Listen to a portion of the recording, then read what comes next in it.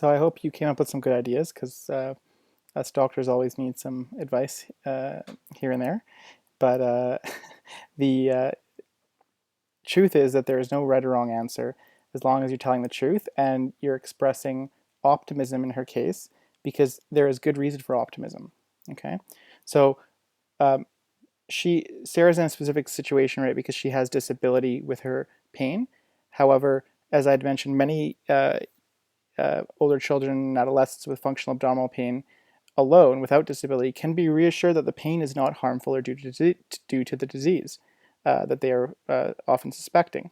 So, following good education and communication, many people continue to do normal activities, and they may experience pain from time to time, but they can take solace in knowing that they're fine, and they're better able to handle the pain with this knowledge. So that's, for some people, that's all they need. Others need a bit of suggestions uh, for pain management, and again, that will be discussed later on in this in the contents of this binder. Um, but the other point too that's important is that pain can recur, and it is a reality that people need to be prepared for. Um, because again, without that knowledge, it can be fearful of people who felt that they were given a diagnosis of functional pain, and then suddenly that got better, and then that came back, right? So, while it is impossible to use statistics and older studies to gauge the likelihood that pain will resolve, we have learned a lot more about functional pain and how to manage it over the last 20 years.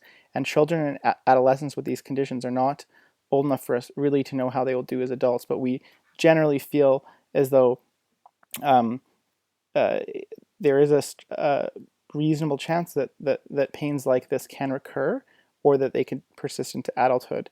Um, in some people, uh, especially those like Sarah who have had a bit of disability from the pain, or have been having it, suffering from the effects of the pain for a long time. So in Sarah's case, with disability, there are a few important things that I would share with her. Again, with this optimistic message with truth.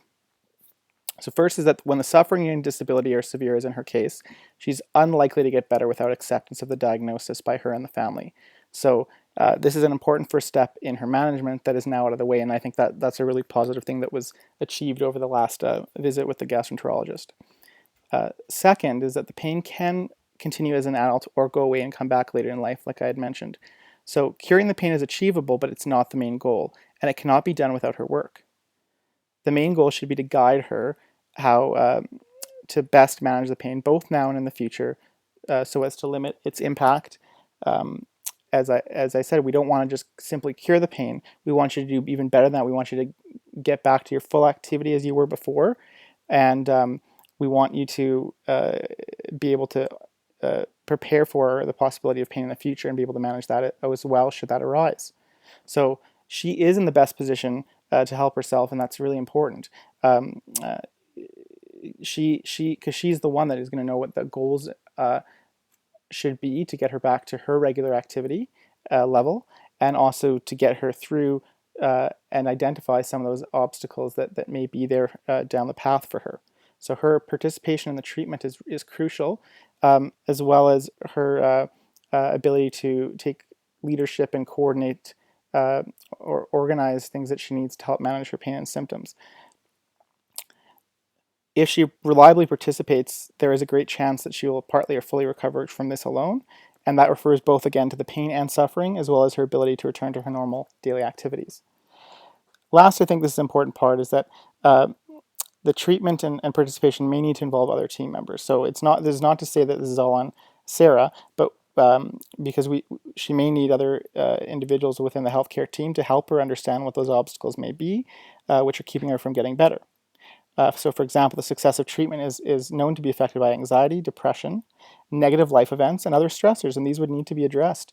Um, uh, and so that needs to there's going to need to be an open mind in that scenario for her to look into those things that maybe haven't been discussed.